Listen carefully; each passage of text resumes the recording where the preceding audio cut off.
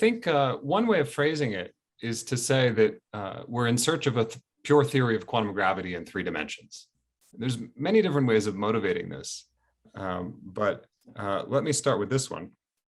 So pure 3D gravity is a conjectural quantum theory where the action is the Einstein action with a negative cosmological constant, so asymptotically ADS, and the path integral is, roughly speaking, a sum over geometries with that action.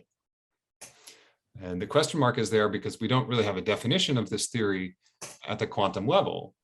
And this is a problem that has a long history, I guess 40 plus years of history now, maybe going back to the work of Achikaro and Townsend and Witten on formulating 3D gravity as a Chern-Simons theory. But it's still not a solved problem. We don't know if there is such a thing as pure gravity in 3 dimensions as a quantum theory.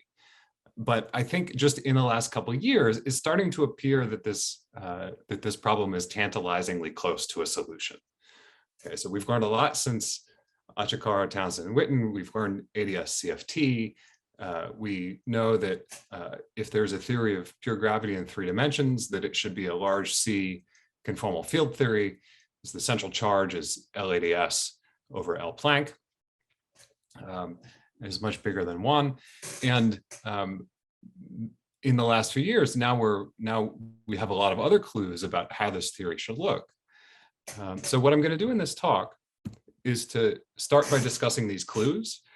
And I'll focus on 3 clues for 3-dimensional gravity and emphasizing the connection to conformal blocks, as in my title, and in the spirit of this conference and the relation to Virasoro.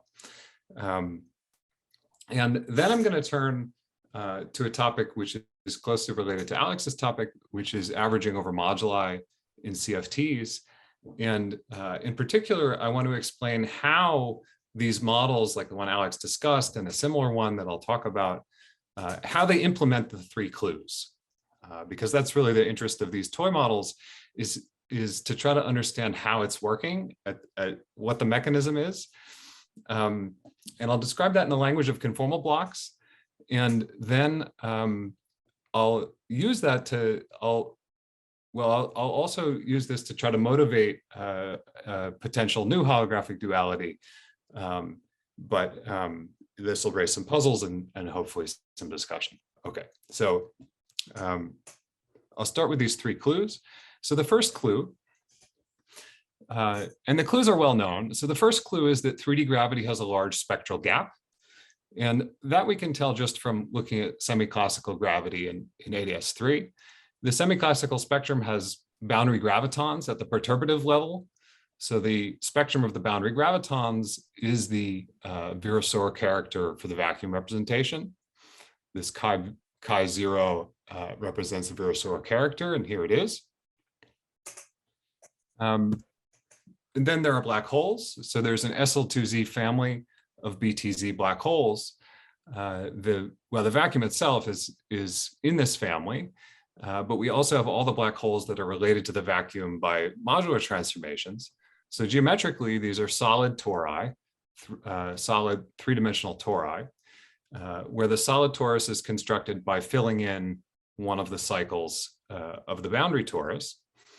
The ordinary BTZ black hole is the S transform of the vacuum geometry. Okay, so the contribution to the gravity partition function from the black hole itself is again the Virasoro vacuum character, but now evaluated at the inverse -1 over tau from the S transform.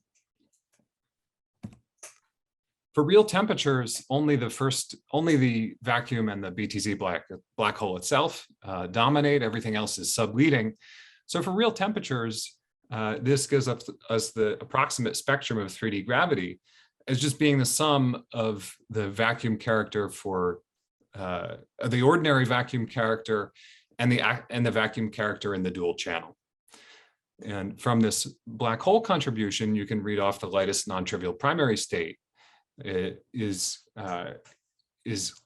high above the vacuum. Okay, so this is what's meant by a large spectral gap.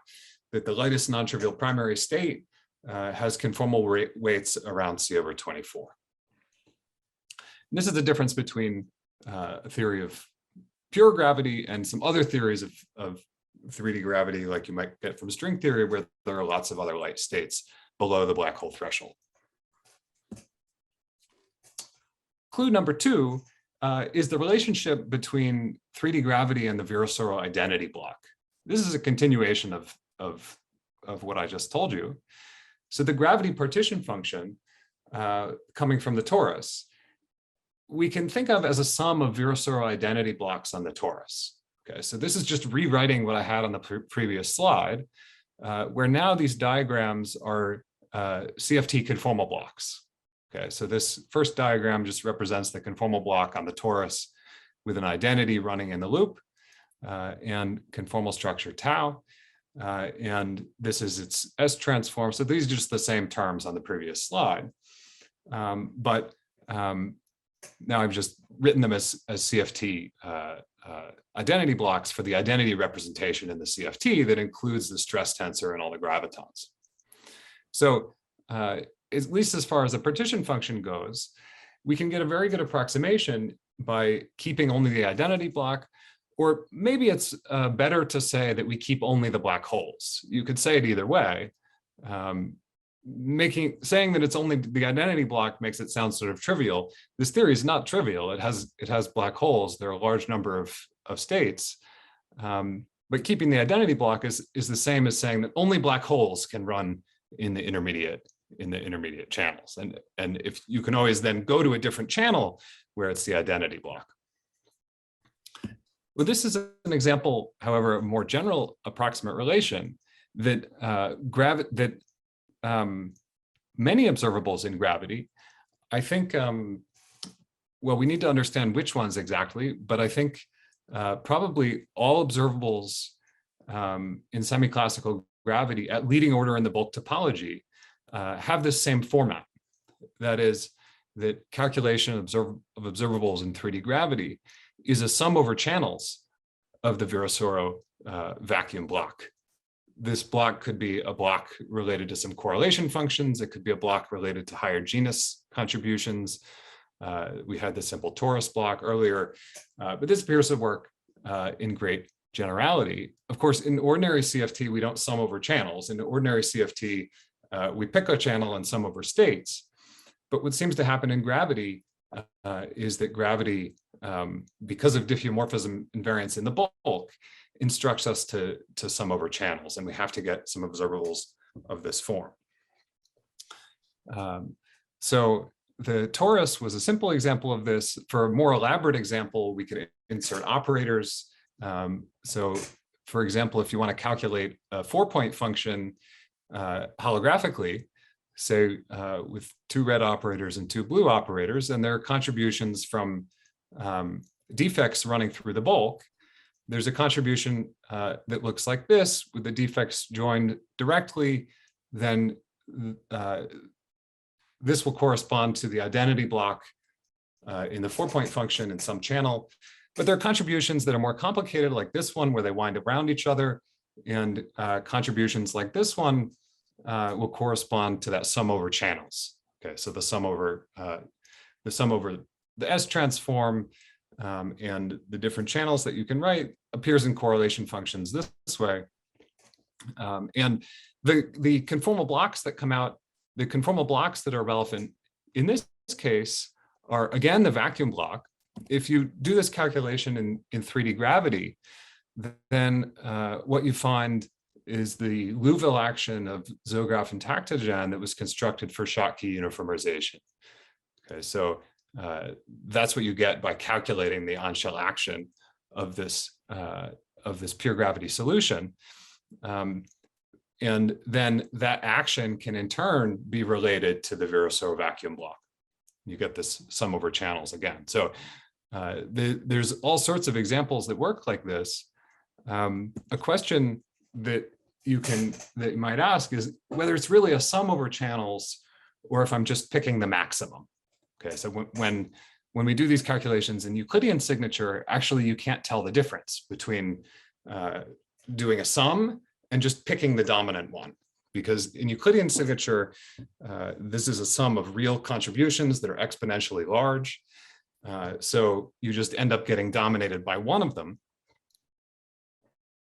Going to Lorentzian signature, you can probe the fact that this really is a sum, because by going to Lorentzian signature, you can take these, well, you can basically force the answer to move off of the real contour in the sum over channels. So the sum over channels becomes approximated by a complex saddle point in the space of channels. Okay, and we've seen examples in Lorentzian signature where that happens. So it really is you really need the sum over channels so that these things can add and interfere with each other in order to get the right physics in Lorentzian signature. Clue number 3, as Alex discussed, is that pure gravity seems to involve or require some form of averaging to make sense of it as a quantum theory in its own right. In our language of conformal blocks, this can be, well, one way of seeing the origin of this is that this identity block approximation that I just told you about is not an exact statement. Okay, this is true for correlation functions, but it's also true in the setting of the partition function. We know that because Maloney and Witten calculated the putative partition function of 3D gravity, assuming that the identity block was the only thing that contributes. So when they did this calculation, they viewed this as a sum over saddle points in ADS3, and you're just summing up that full series of identity blocks that I've described. So they did that sum and found that the result is inconsistent with the ADS CFT correspondence. The spectrum that you get from doing the sum is continuous and non-unitary. Now, the clue is coming in the last couple of years is the fact that recent developments in two-dimensional gravity suggest that the missing ingredient in this bulk calculation was higher topology. These contributions are the saddle point contributions coming from filled tori, but it could be that the gravitational path integral has off-shell contributions at higher topology. And there's a proposal from Maxfield and Terriaci for how that could potentially solve the problem of the non-unitary contributions to the spectrum. We also know from these examples in two-dimensional gravity that including higher topologies corresponds to some kind of ensemble averaging or the introduction of disorder in the dual CFT, as we heard about from Alex.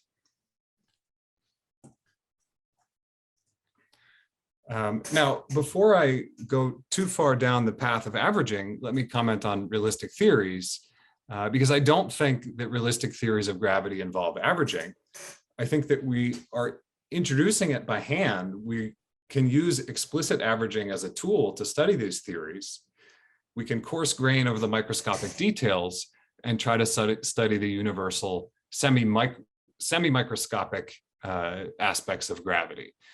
So we're using disorder not because it's fundamentally there in quantum gravity, but because it gives us a way of smoothing out some of the UV details and giving us a handle on the universal physics, the same way that we use the same way that we hide microscopic details using the renormalization group or disorder in condensed matter.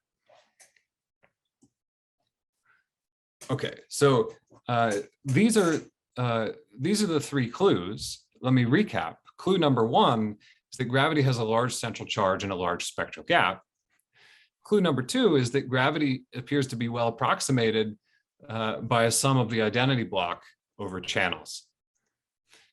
Clue number 3 is that higher topologies suggest that some kind of averaging is at play.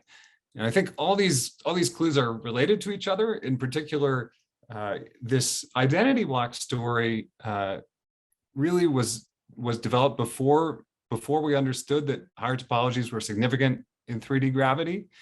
And it doesn't include the contributions of the wormholes that have played such an important role lately. Okay, so the identity block story is missing the contribution of the higher topologies. It's really an approximation that works at leading order in topology.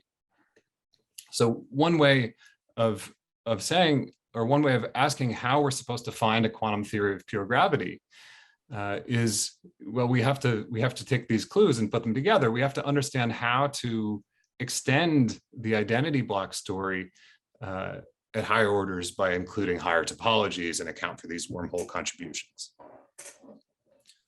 Okay. What would be the global symmetries for this? I mean, if I'm interested in global symmetries as symmetries of the boundary in 3 dimensions, does this averaging kind of basically eliminate all possible global symmetries? Like Minkowski space, for as a global symmetry, we call it Lorentz group. So what happens with global symmetries in this way of looking at things? I think averaging can change the global symmetries. Okay, so I think that at least in some examples, if you try to construct a theory of quantum gravity with global symmetries in the bulk, then you get problems. So they're inconsistent. There's a paradox where it's inconsistent with black hole thermodynamics, and it doesn't seem that you can have an ordinary quantum theory where you have global symmetries in the bulk. I don't think there's any problem with having global symmetries on the boundary, and once you include averaging, you have a new way of getting global symmetries in the bulk that it can appear as symmetries of the ensemble. So you can have situations where the individual theories don't have a symmetry, but when you look at the ensemble, there is a symmetry. And I think that the Narain example is a situation where that happens. But maybe you're asking about the boundary global symmetries. Asymptotic global symmetries. I mean, when we talk about theory of gravity, we normally assume that we have some asymptotic conditions at infinity. So yeah, we have different choices. We could hold that fixed when we do the average. So we could look at an ensemble of theories that all have the same global symmetries, and then we'd expect that to be an asymptotic symmetry of the bulk. Or we could do the ensemble in a way that where only with some theories in the ensemble have that symmetry, and then we don't expect that to appear in the bulk. And that is also how it works in these Narain theories. Thanks.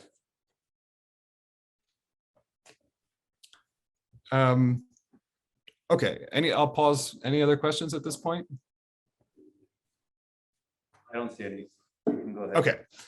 Okay, so now I'm going to turn to averaging over moduli. And the theory that the class of theories that I'm discussing here are, well, we're going to start with the same ones in Alex Maloney's talk. I'm going to discuss toy models where Virasoro is replaced by the U1 current algebra. I'm going to talk about I'm going to focus on different aspects of this duality. In particular, I want to explain how this duality and the generalizations of it that I'll describe realize the 3 clues: large C, large gap, the approximation by the identity block, and well, I won't talk so much. I won't talk about the averaging and higher topologies because we already heard about that from Alex. So I'm really going to discuss how it implements the first 2 clues.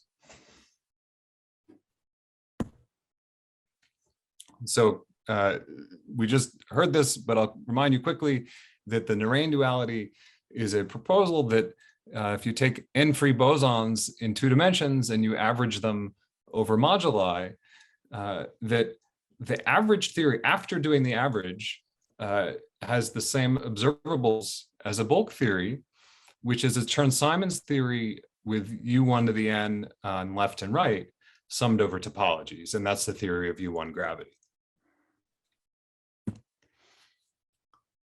I'm also going to discuss generalizations where we add matter to this theory. Okay, so well, that's not a pure that's not analogous to a pure theory of gravity anymore. But there are various reasons you might want to add matter.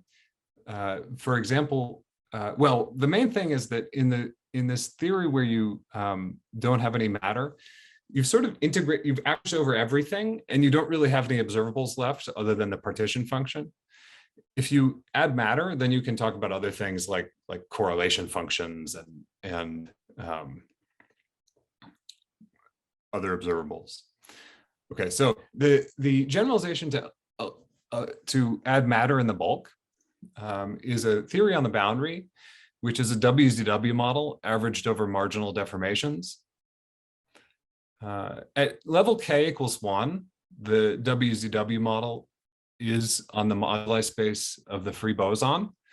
So this moduli space of the deformed WZW model is the same as the Narain moduli space. And therefore at k equals 1, we get back the Narain duality. But more generally, we're now allowing the central charge to be larger than the number of currents. Now, it can't be we can't allow it to be anything. We have to stick with the values of the central charge that come from WZW models. But this is a step towards increasing the central charge. And maybe in that way makes it a bit closer to ordinary gravity by making the central charge larger than n.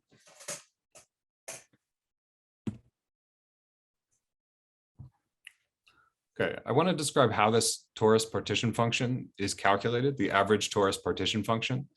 Alex already described the answer, but I think what I want to focus on is how this clue comes in. So what does this have to do with conformal blocks? So the partition function is the Siegel-Narain theta function, which is given by a lattice sum where P and P bar, P comma P bar is a point on a Narain lattice. And the moduli space is this homogeneous coset space On comma n divided out by the T duality group ONNZ and the trivial rotations of the lattice. The measure on this space is the Zamolodchikov metric, which is also the Haar measure for On comma n.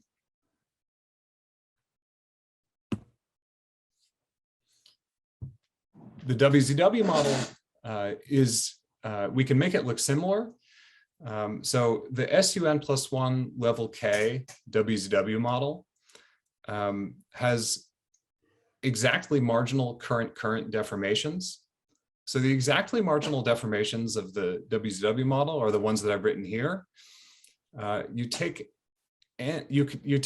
Cartan currents on the left, that's the J, and Cartan currents on the right, that's the J bar. And you can add any of these Cartan currents to the WZW model, and it remains conformal. You have to pick mutually commuting currents if you want it to remain conformal, which is why you have to pick these in the Cartan. So that gives you n squared exactly marginal deformations.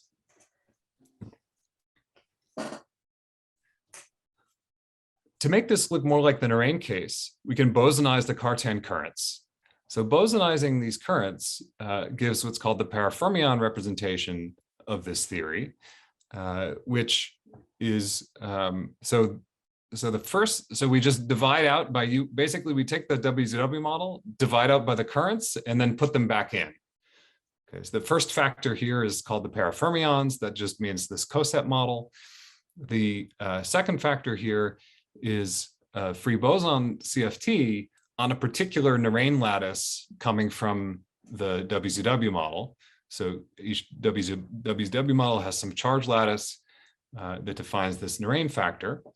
But it's important that these are not decoupled. It's not that when you bosonize, it's not that you can remove the currents and decouple them.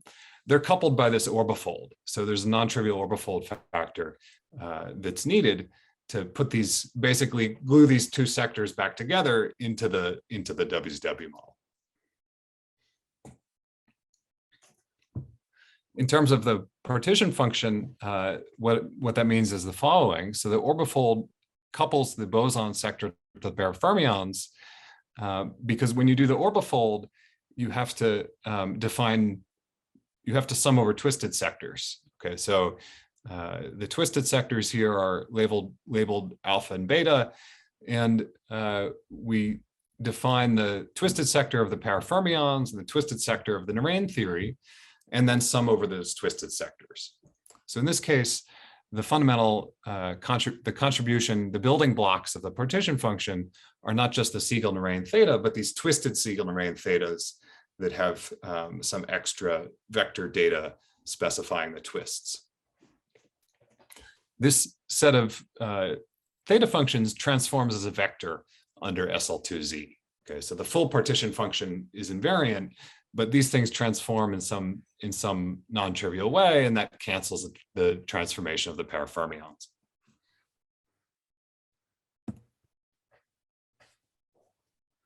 The moduli space of deformed WZW models is similar to the moduli space of the Narain theory, but the duality group is much smaller and a bit more complicated. So the duality group to be a duality of WZW or deformed WZW, you have to preserve not only the lattice and the free boson sector, you also have to preserve the couplings and the parafermion part.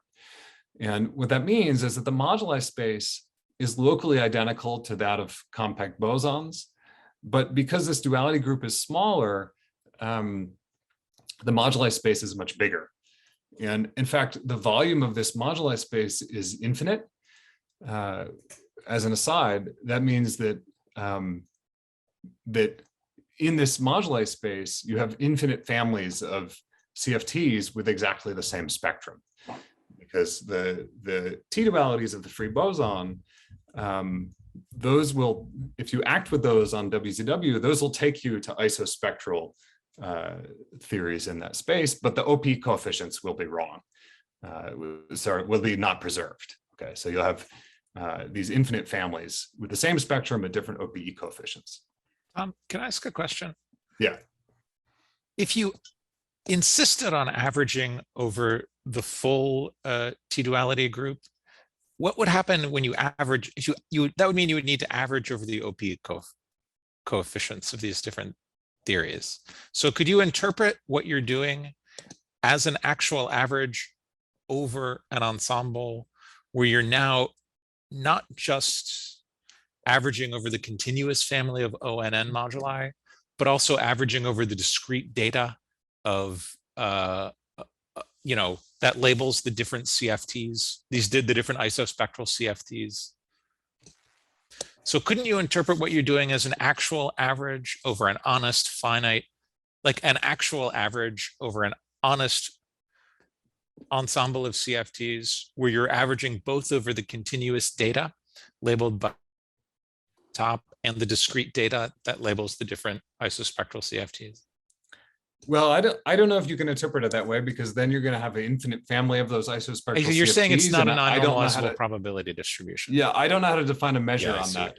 No, I understand. I understand. Yeah. Maybe there's a way to think of it that way. But it's a discrete. Somehow I'm not as scared of a discrete. No, maybe I am as scared of a discrete infinity. Okay. Okay, well, thank you. No, I honestly, I think this space is sort of a red herring. I think the whole thing is a red herring, like the fact that it's the duality group and the details of this averaging space, I think is a bit of a red herring. And I'll come back to that at the end. I think maybe what's even more interesting is that you really don't have to average over much to get this duality to work.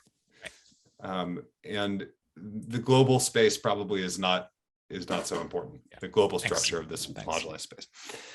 Okay, and in our case, I'm not going to calculate correlators. I'm going to talk about the spectrum. So then we can then this is insensitive to the OP coefficients. We don't have to worry about this subtlety, and we can just average over the domain that corresponds to the Narain moduli space. So that's what I'm going to do in the discussion of the spectrum. The average partition function is the integral with this measure of the free boson partition function. So we're integrating over the moduli, the G and B fields. And this average was calculated by Siegel a long time ago and is now understood as a special case of the Siegel-Weyl formula that relates averaged or integrated theta functions to Eisenstein series. Actually, Siegel calculated the average not just for this case, but for any even lattice, not necessarily self-dual. To state the Siegel-Weyl theorem, and this I'm going to connect back to our story of conformal blocks. To state this theorem, let's first look at the singularities of the partition function near the rationals. That is, we take the modulus tau to approach a rational number on the real axis. And when you take tau to one of these cusps, the behavior of the theta functions are determined by modular transformations. We want to allow not just modular invariant objects, but modular covariant objects, so that we can study these WCW models where things transform in a non-trivial way. But the point is that it's determined by those transformation rules, by the representation under SL2Z. And it has a power law singularity and some coefficient. The coefficient depends on the genus of the lattice, which is a classification. It depends on this genus of the lattice, but not on the moduli of where you are in the space of lattices or in the moduli space of CFTs. So then the statement of the Siegel-Weyl theorem is that the average over moduli space is the sum of singularities. As we just take all of these cusps on the real line and add them up. And the statement of the theorem is that gives you the same as the average over moduli. For the genus of Narain lattices, that is the self-dual genus, these coefficients that could appear, the transformation of the theta function it transforms in a one-dimensional representation of SL2Z. So these numbers that could appear are just one. And in that case, you get the non-holomorphic Eisenstein series, which is just a sum of this without any funny factors in the sum. When you turn on twists, as we need to do to study the WZW model, this has the final effect of projecting onto certain terms in the sum. Okay, so the effect of these twists is just to restrict to certain terms in the sum that satisfy some selection rule, which basically relates the twists and C and D to the original lattice that you started with.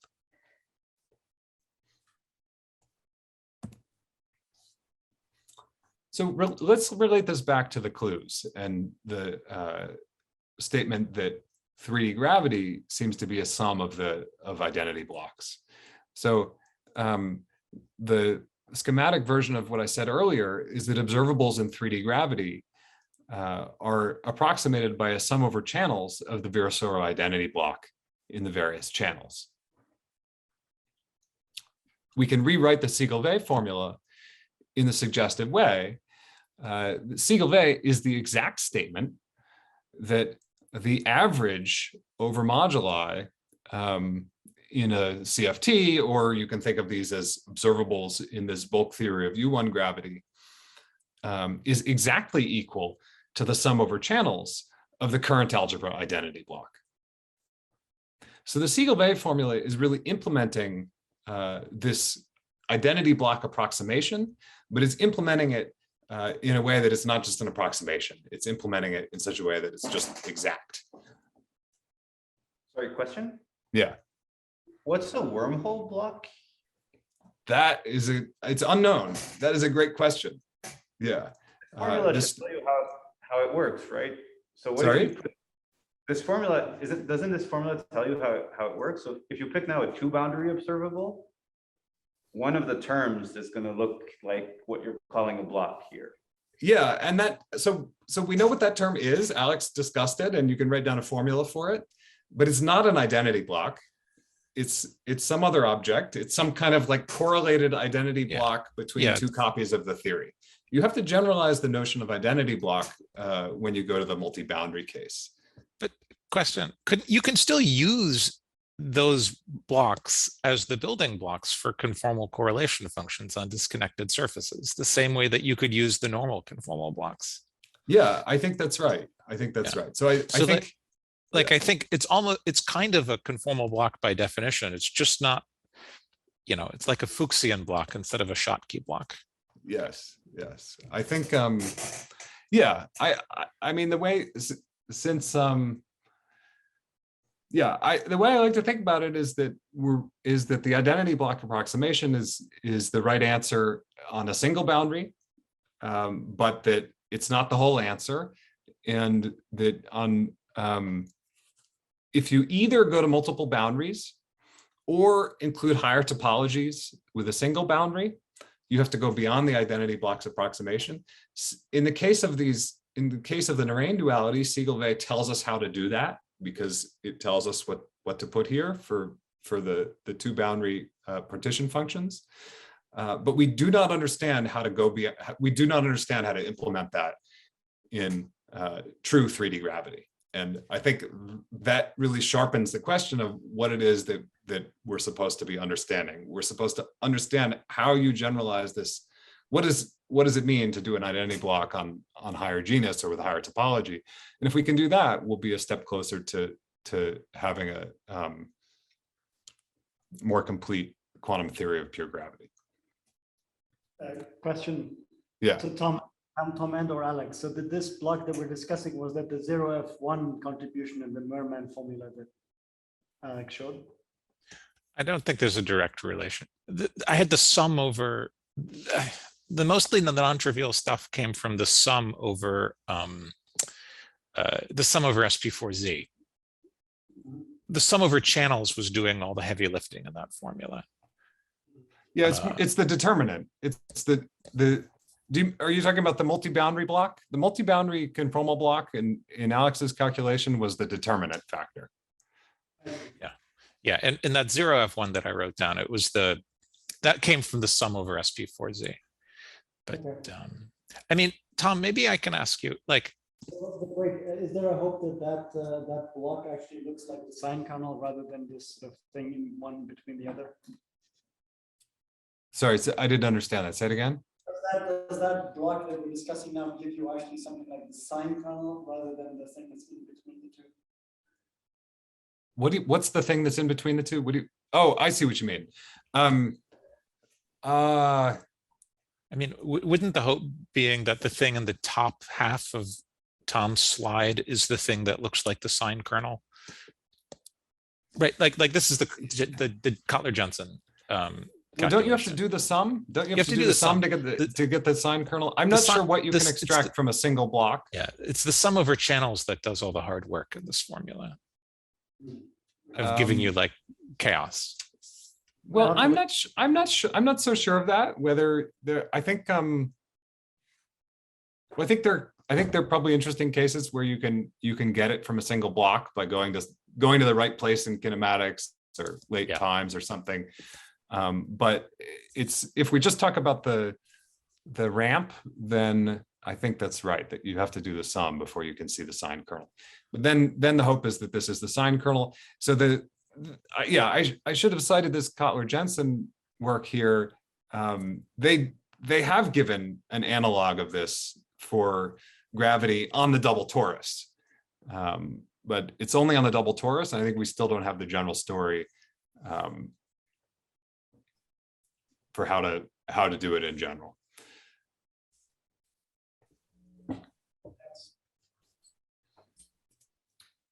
Okay.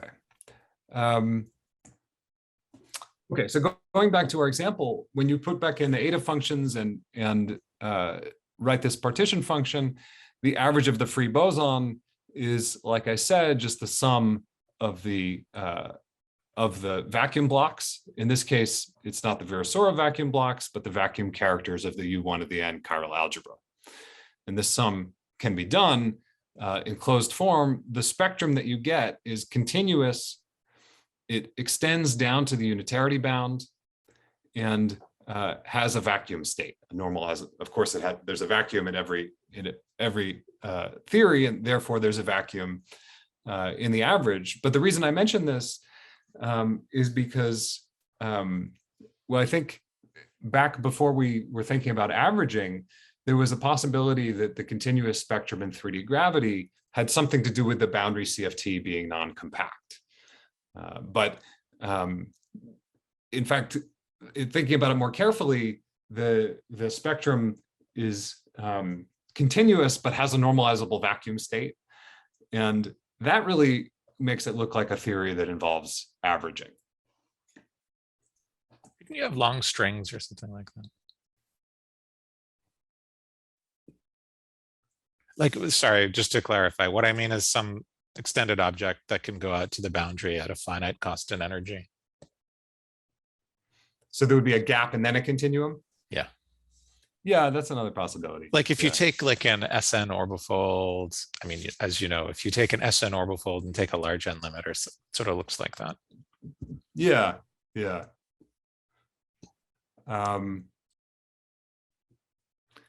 Yeah, I guess the other thing I was contrasting with is something like Liouville theory. So in Liouville, we have a continuum above the black hole threshold, but no vacuum state.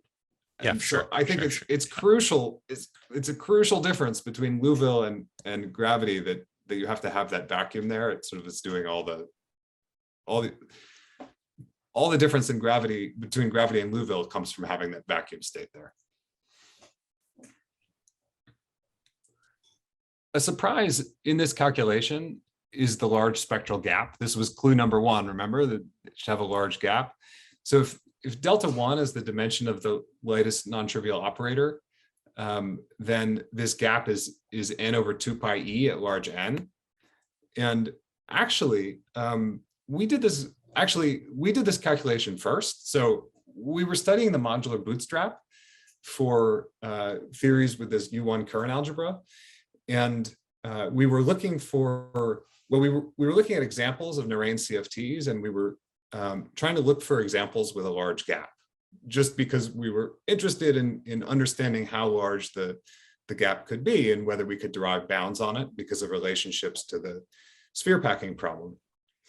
And so we constructed examples at low n and ran some numerics, and we found some large gaps.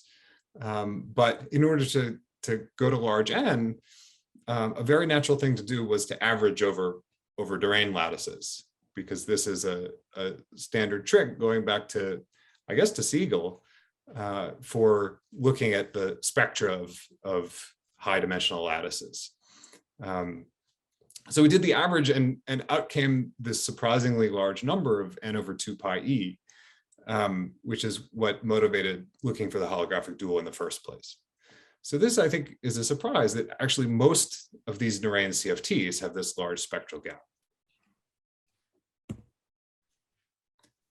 The answer in the deformed WZW model is a little bit more complicated. So in this case, the theory again has the U1 symmetry, but it also has extra matter. So this is the final answer for the average partition function in the WZW model. Let me break this down.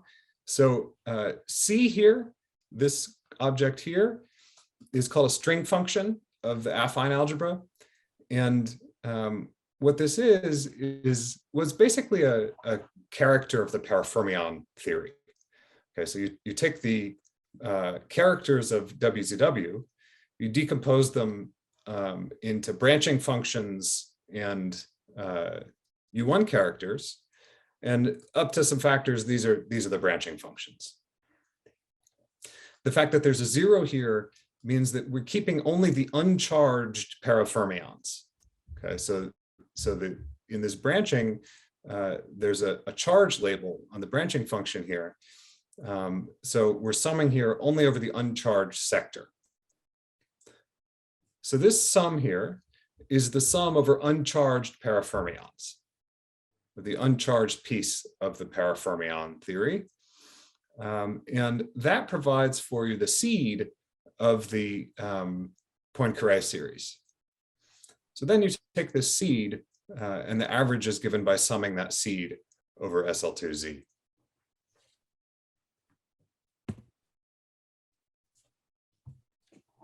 In the last few minutes, I want to return to this question of how does it work? Okay, so the point of looking at these toy models is to try to get some practice, maybe, so to get some hints about how we're supposed to do this in more realistic theories of gravity.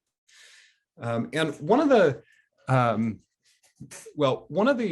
motivations here is all the great stuff that's been done in the SYK model and related lower dimensional theories. There's a collective field description of the SYK model. And people have gotten a lot of mileage out of studying that collective field description.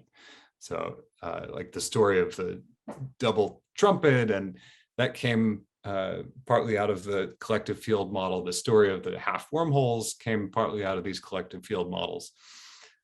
So the question that I want to ask is whether we have a similarly explicit handle on the Narain theory, on the theory of free bosons.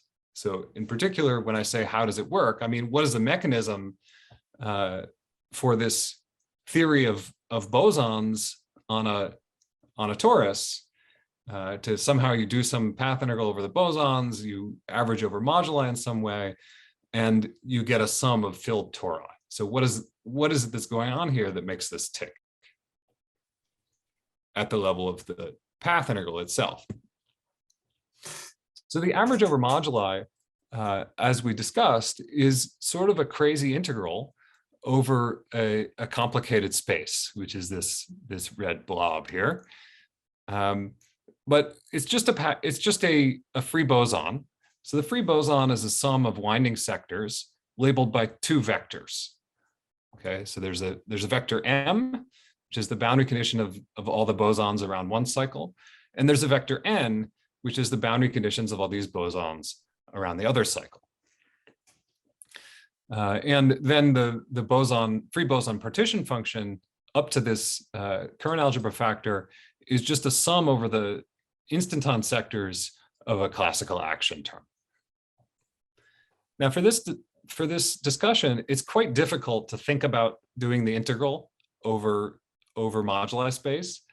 The hard part is that it has such a crazy shape because of the modding out by the T-duality group. And that makes it hard to view this as an explicit integral.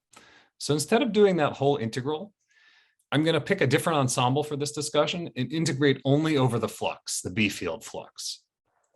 Instead of integrating over this big crazy shaped space, I'm just going to integrate over a little piece of it, which is the integral over the B field with the G held fixed.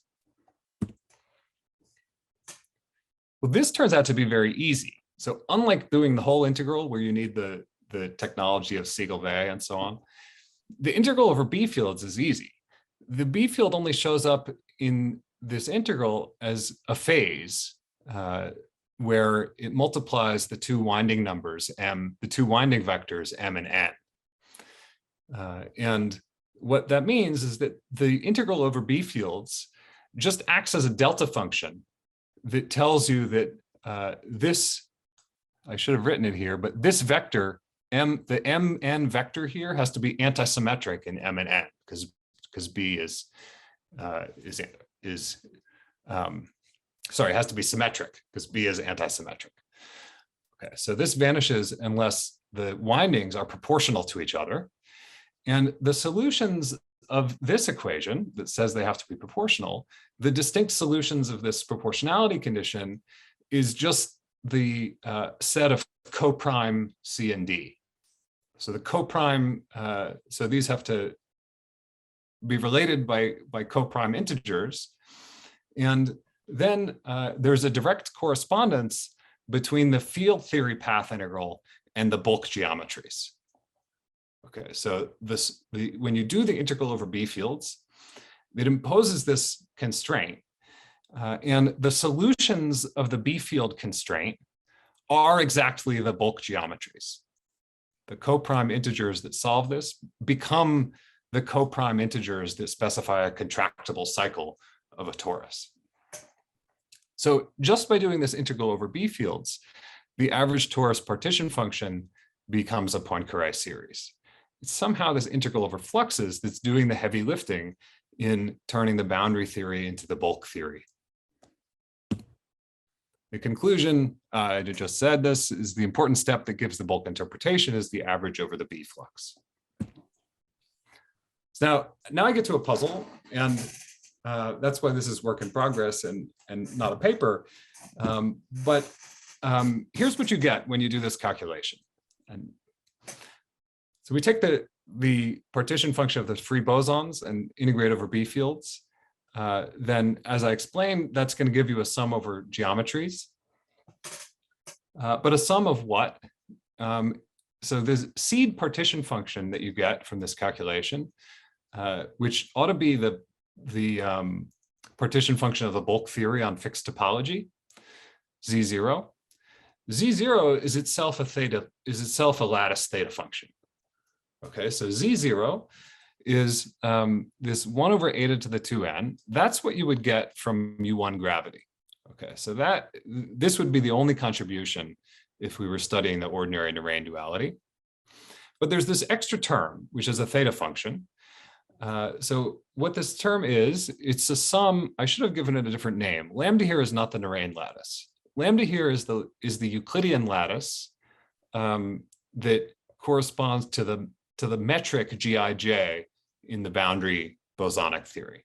Okay, the B field is gone, but we're still left with a Euclidean lattice with metric Gij, and there's still a sum of this Euclidean. There's still a theta function from that Euclidean lattice. The fact that that everything in this sum has only dependence on the imaginary part of tau suggests that this theory I've described is dual to a bulk theory, which has gauge fields, that's the 1 over eta squared, and some heavy spinless objects that are responsible for this other factor. So is there such a theory in 3 dimensions? I don't know.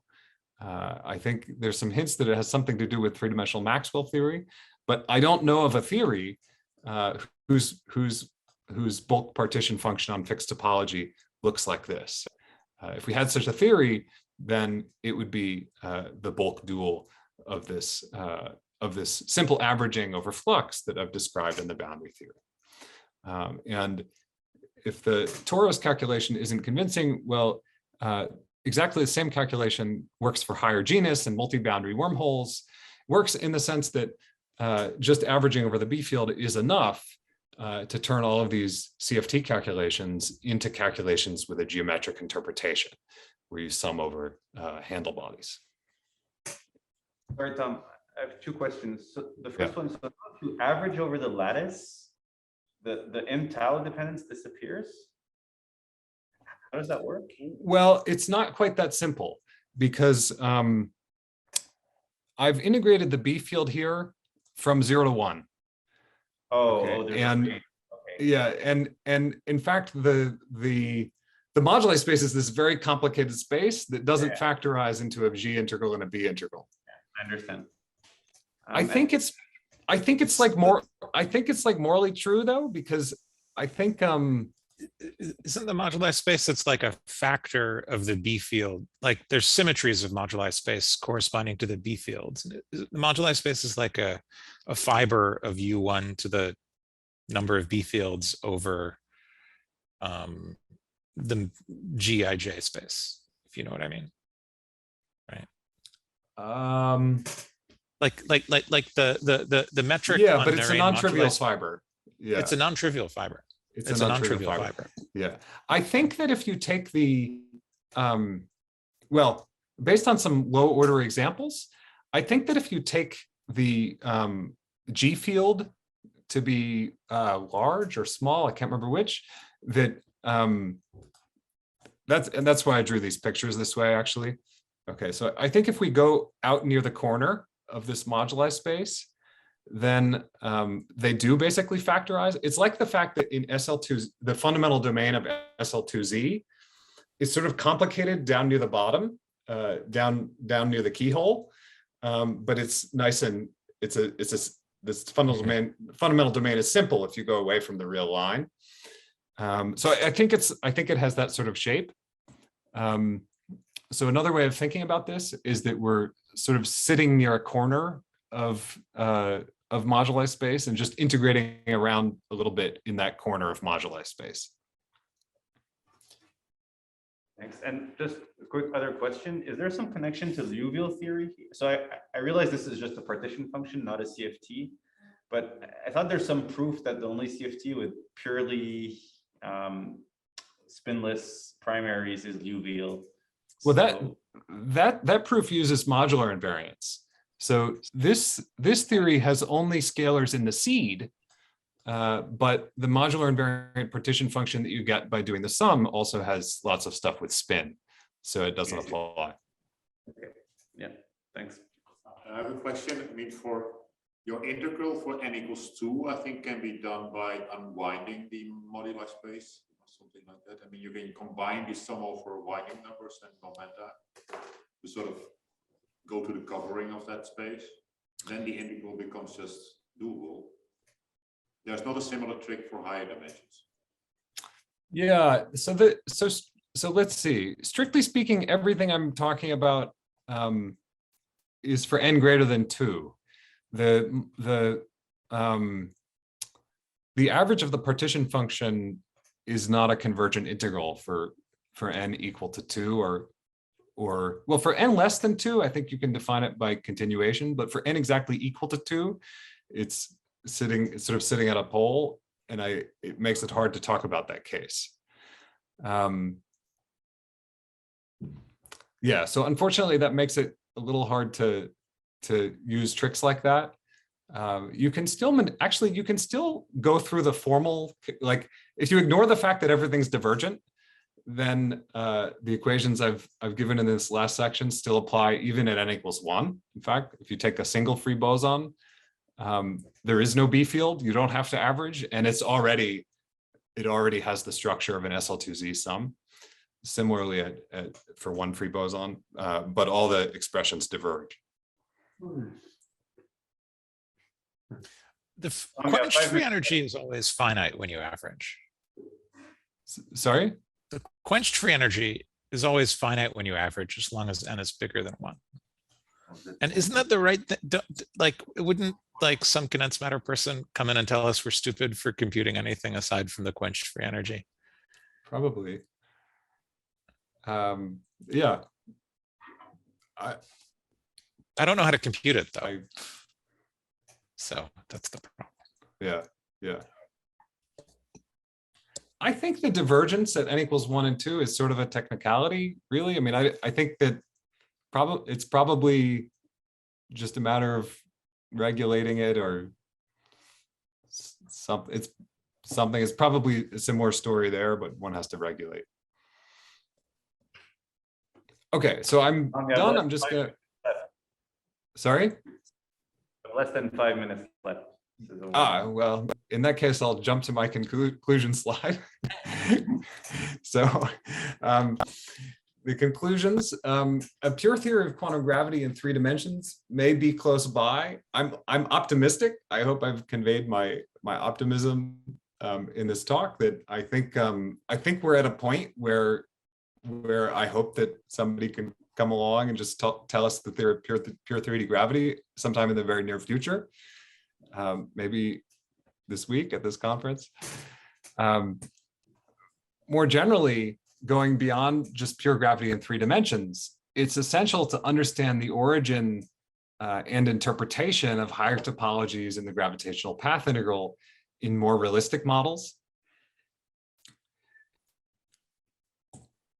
A tentative picture for how that works in realistic theories of gravity is that at the exact level, we have instantons in the boundary theory that correspond to instantons in the bulk. This is how it works in real ADS CFT. And that these 2 things are exactly equal to each other, but that somehow the exact sum over bulk instantons for certain situations can be approximated by a sum over bulk topologies. And it's this latter this latter equation that I'm referring to when I say we need to understand the origin of these higher topologies in the gravitational path integral. This is of course a big and deep problem, but it's not a new problem. It's I would say it's a rephrasing of the black hole information paradox. If you want to phrase the black hole information paradox in this way, then again, we're talking about the UV origin of bulk topology. This is a picture of the Euclidean black hole. And from the point of view of doing the path integral in a microscopic UV complete theory of quantum gravity, there should be some microstate contributions to that path integral that close it off, cap off the Euclidean geometry, and tell you that that exact calculation, say of the thermal partition function in string theory, is approximated by a capped off geometry. So I think all these ideas sort of fit into the same category of trying to understand these origins of higher topology, and that's what we need to aim to understand better, both in simple toy models like 3D gravity and in more realistic theories like string theory. Okay, thank you.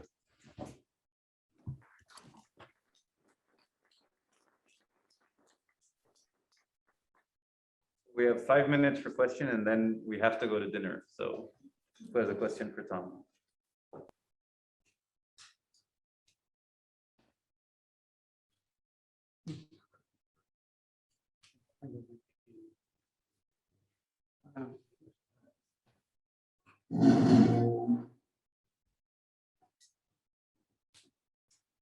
So maybe I can start with one. So what do you think the recipe should be for this to understand these wormhole conformal blocks? Like, where do we start? Well, we have examples. We have examples like the one that Alex talked about.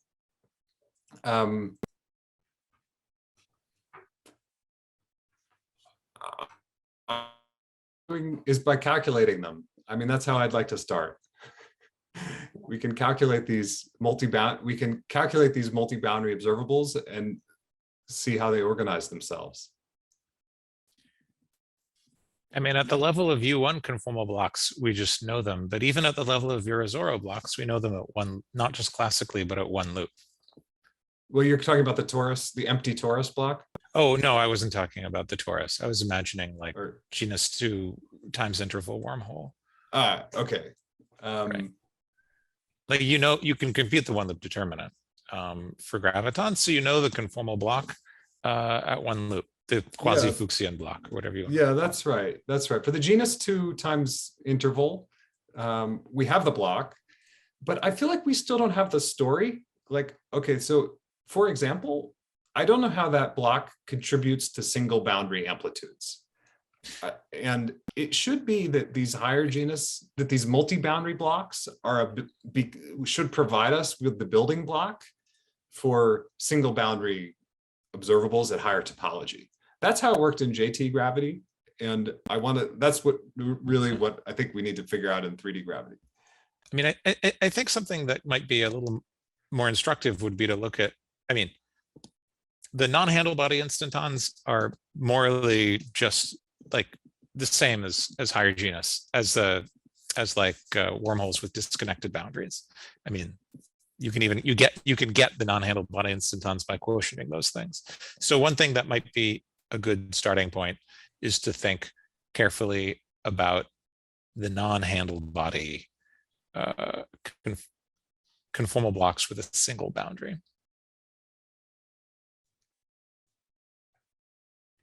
Like, we know you can write them down at least at one loop, and for Virasoro or exactly for U1.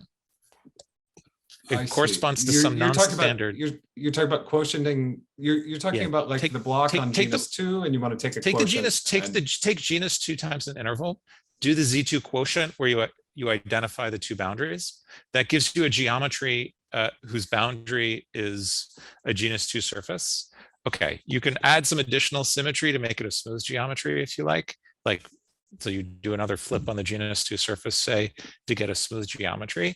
This is a non-handle body with a genus 2 boundary. It corresponds to some kind of conformal block with a single genus 2 boundary. You can write down the exact expression for the U1 version of the conformal block. It's not in the Takhtajan McIntyre paper, but it is in the Teo McIntyre paper, I think. But I mean, you can just write it down. It's just the one loop determinant. And it corresponds to some weird channel decomposition. That's not something that you learn about in the yellow book, right? Or in Morse Seiberg. Yeah.